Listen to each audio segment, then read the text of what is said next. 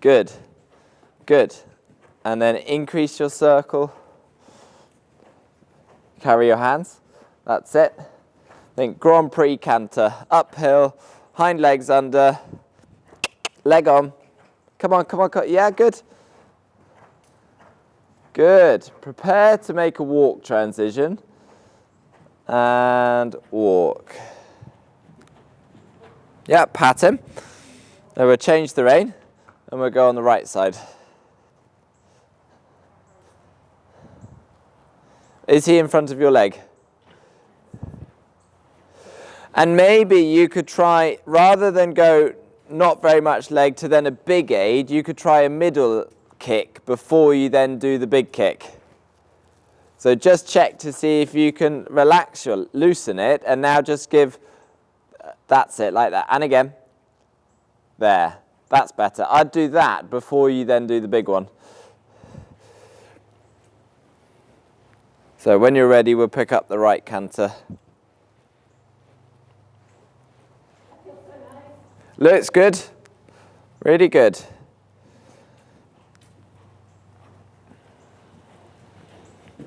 Look how much your right leg's working.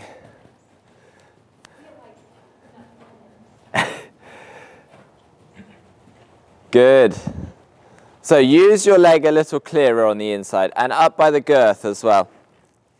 Come on, wake him up. Good. And again. Yeah. Good. Okay, and then decrease your circle.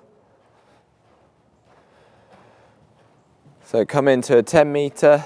That's good. That's okay. Walk.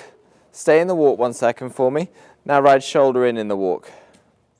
Don't switch off in the walk. Good. Shoulder in. Shoulder in. Good. Give him a little kick. Good. So what you do there is you connect him and you kick him up to the bridle, basically. You say, hey, if you're going to change, get your hind legs underneath me. Give him another little kick up to the contact. Yeah. And then canter. Good. And come back onto the smaller circle.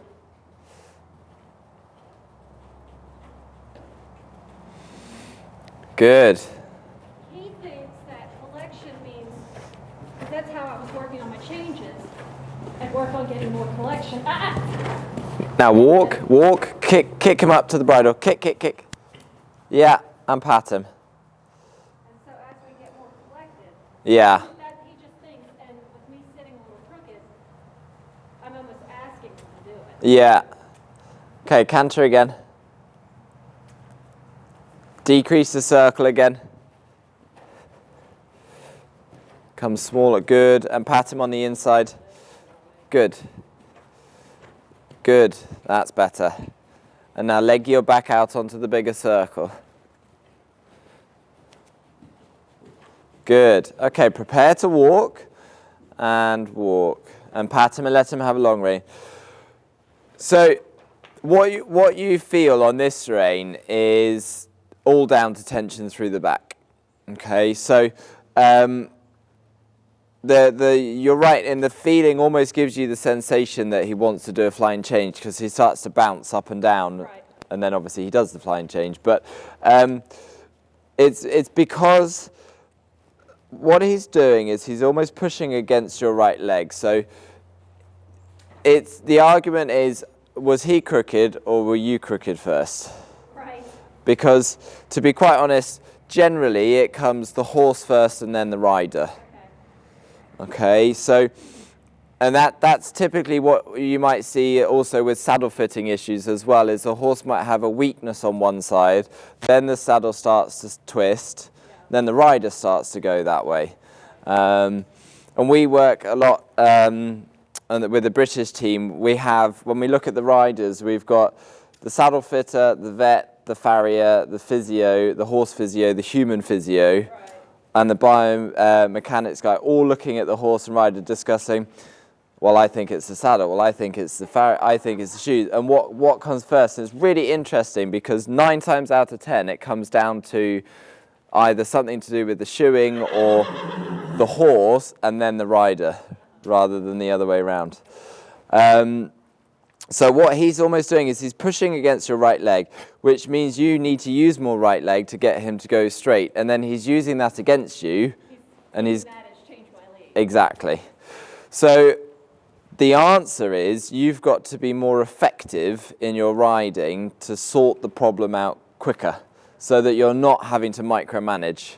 So when you feel him go tight and start giving you that kind of bouncing canter, you've got to sort that out quicker so that you can sit there quieter. And by decreasing your circle, that gives you that's a indication of where, if you can do that, he's through. Right. If you can't, he's not through. And then it just is a case of, like I said, if he does change, you come back down to walk, but it's not a walk break. You kick him up to the contact, you say, this is where your hind legs need to be, and then you carry on again. Rather than go on in an unbalanced canter and fight with him physically. Pick up the reins again, and let's see if the right canter's any better.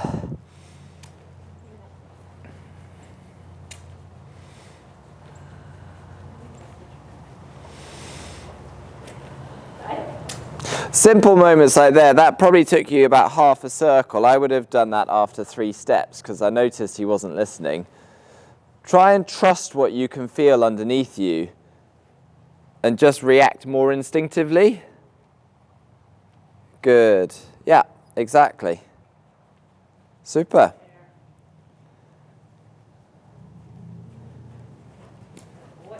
Keep your body secure. So there, he just took a little bit of advantage and made himself long. So close your core. That's it, there. Elbows by your side. Sit a little stronger. So you show, that's it, good. Good. Now, think shoulder 4 on the circle. Bring the shoulders to the inside. Use your inside leg up by the girth. Give him a little kick. Keep the fingers closed around the reins. Don't let him go faster. So bring the shoulders in front of the inside hind leg. Good. Good. Yeah. And now relax. He's got to keep carrying you, not you carrying him. You show him, but then he's got to keep going. Good. Come on, more jump, more canter. So recognize when he wants to change and do something about it. Good. Carry your hands. Good. Decrease your circle again. Why is the canter changing? Yeah. Feeling what you have underneath you. Work it, work it. No, don't get defensive. Sit up. Show him. That's it. Come back onto the smaller circle. When he changes like that, don't fall apart. Keep doing what you were doing. Carry your hands. Hands up, hands up. Stay on the small circle. Good. Thumbs on top. Good. Come on, sit up. That's it. That's it. You're the boss. Good.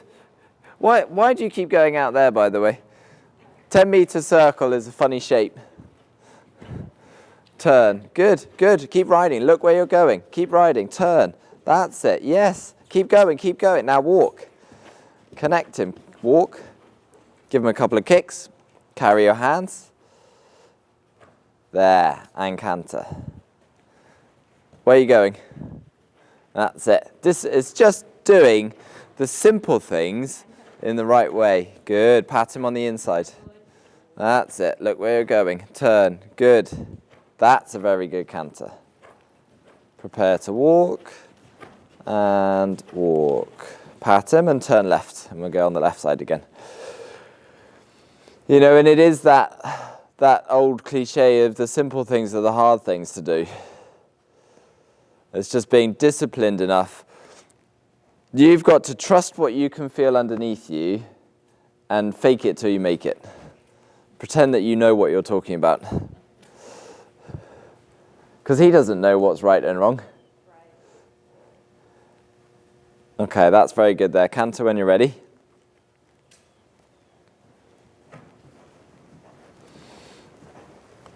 And decrease your circle again. Good. Good. Keep riding. Good. Make sure he's even in your hand. Good. Very good. Super. Keep the canter collected. Good. Good. Yeah. Use your body. Sit tall. Good. Now, is he carrying you or are you carrying him? Good. Even if it's just for half a step, be prepared to make yourself vulnerable in training. You know, take the aids away. If it falls apart, so what? Good.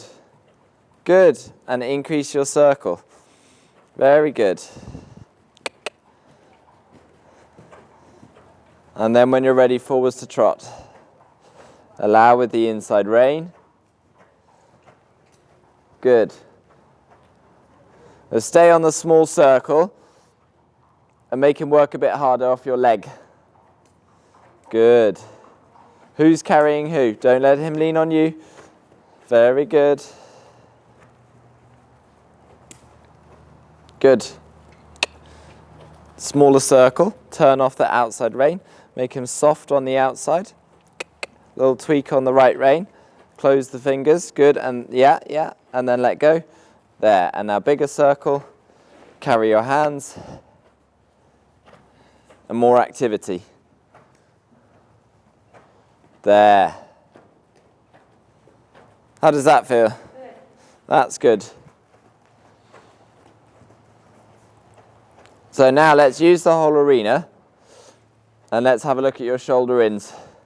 So what I want you to focus on in the shoulder in is keeping the same quality of the work.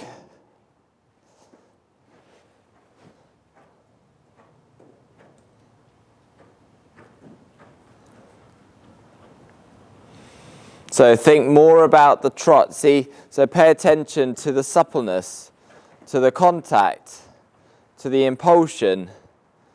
Is he even? To the collection. It's a different color.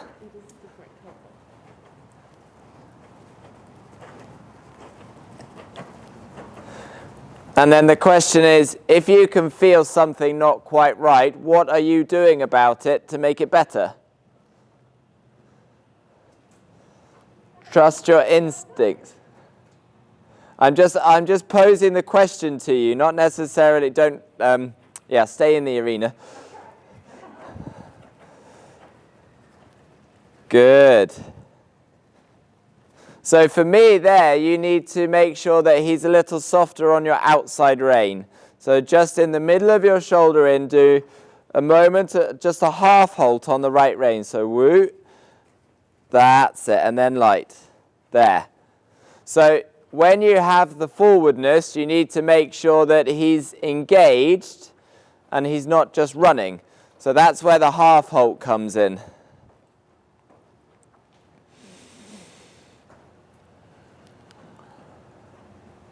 And half halt on the right. Good. There. Super. Really good.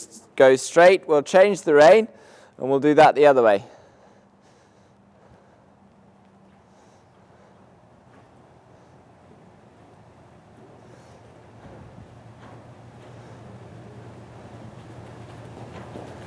There. Super.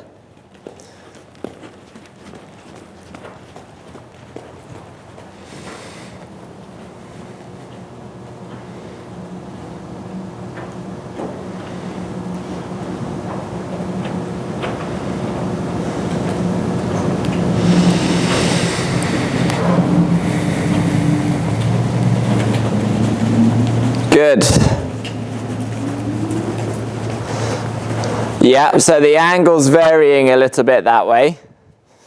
So make sure that you use your inside leg a little clearer to keep him off his inside shoulder. So look where you're going.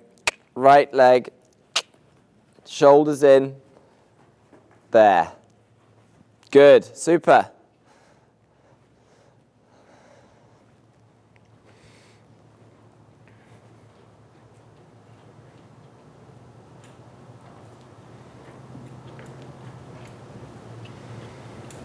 Good. That's good. And then straighten up. So when it's good, you don't need to do the whole long side. And then make a transition to walk. Have a little break again. So just give me, at this stage, just some feedback on what you're feeling, goods, bads. No, he feels good. I mean, I do feel I'm paying attention. I am carrying him more than I should be. So something to work on. Yeah. That last part down there felt really nice. Yeah. Nice and soft. He really was carrying himself at that point.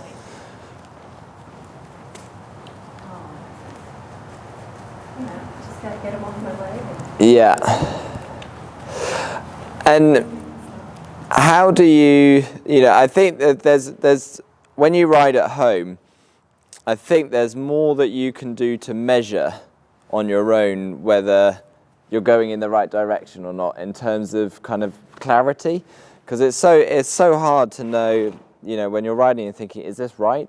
Is what I feel good, bad? And you know, because quite often when you're making a change, if you like, in the way of going, it will feel bad before it gets better. And so that's another hard thing, is this a good bad, if you know what I mean, rather than a bad bad. But I think that in terms of when you're on your own, you want to be thinking, like, is he off my leg? Can I not use my leg, and does he keep going? And can I have him more up in the frame without him leaning on me? Right. That will be the next phase, if you like. Right. You just having the one lesson, or just the one lesson? So the next part of the homework would be for me to say, right, okay, so it's better than what it was, but then moving forward, that's only the start. So I would expect him to come more